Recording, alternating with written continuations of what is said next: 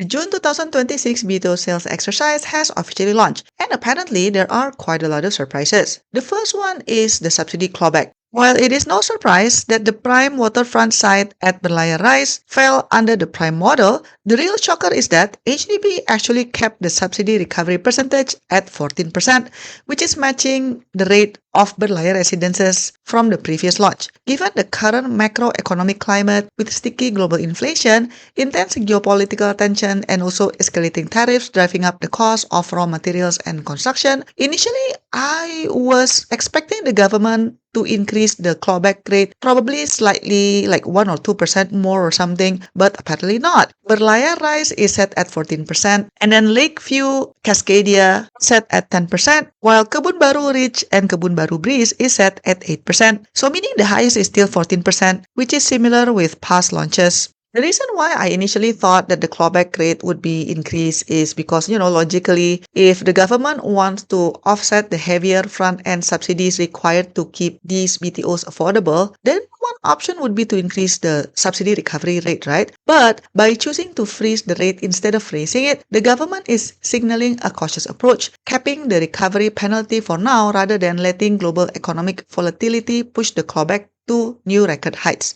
It remains a hefty clawback for buyers after their 10-year MOP, but a highly surprising move of restraint given the broader economic pressures. And then the second surprise is actually the total absence of rental flats at Berlayar Rise BTO. This is arguably my personal biggest shock because if we look at the pattern of recent BTO launches, right, typically a prominent high-value project would be integrated with rental flats to a certain extent. I mean, look at Berlayar Residences, Mount Pleasant, Bishan Terraces, etc. Like, if you think about it, like most prominent projects would have some rental flats in it. Yet, when we look at the final site plan for Berlayar Rise, it is composed entirely of 2-room flexi, 3-room, and 4-room BTO units with 0 rental flats, even though the project itself is a mega project that has almost 2,000 units in total. For a flagship Greater Southern Waterfront project, having no rental flats is kinda out of character for HDB. So this is definitely a highly unexpected pivot. And then another surprise is at Bishan. So for the first time in over 4 decades, the new public housing is coming to the highly coveted Lakeview area in Bishan. Lakeview Cascadia will bring more than 1,200 prime units near the Makrichi Reservoir and Upper Thompson. It features a slightly lower but significant 10% subsidy clawback. Given its proximity to elite schools such as Catholic High and also Raffles Institution, and also very close to nature, the application rates here are expected to be very competitive despite of the stricter prime restrictions. And then another surprise is actually regarding affordability. Another thing that surprises me in this BTO launch is the fact that HDB was somehow able to provide affordable option despite of rising inflation and global economic situation. Because when you look at the entry-level prices, let's just take 4-room flat as an example. The trend is actually quite reassuring. So back in the October 2025 BTO exercise, the cheapest 4-room flat started at $343,000. By February 2026, that base price dropped to $304,000, and in this current June 2026 launch,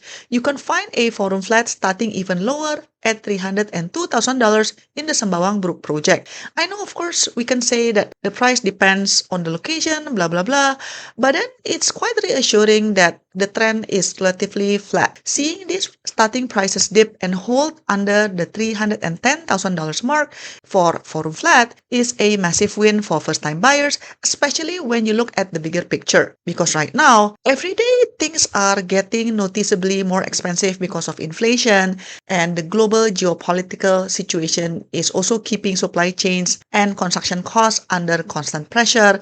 So the fact that HDB is managing to shield the home buyers from these macroeconomic spikes, deliberately pricing the standard flats reasonably while using targeted subsidies on plus and prime projects, shows a real commitment to public housing affordability. Another thing that was a good surprise from HDB is that the fact that 1/3 of this launch is dedicated to 2-room flexi flats. HDB is fulfilling their promise to look after singles and seniors because around 2,300 units which is about 1/3 of the total supply, are 2-room flexi spread across 6 out of the 7 projects. This is part of a massive targeted pipeline of 20,000 flexi flats arriving between 2026 and 2028, giving single buyers a significantly higher statistical chance of securing a home in mature estates such as Ang Mo Kio and Bishan. Another surprise would be the overhauling of the third child priority scheme. So starting this June launch, HDB has significantly amplified support for larger families. They doubled the TCPS allocation quota from 5% to 10%.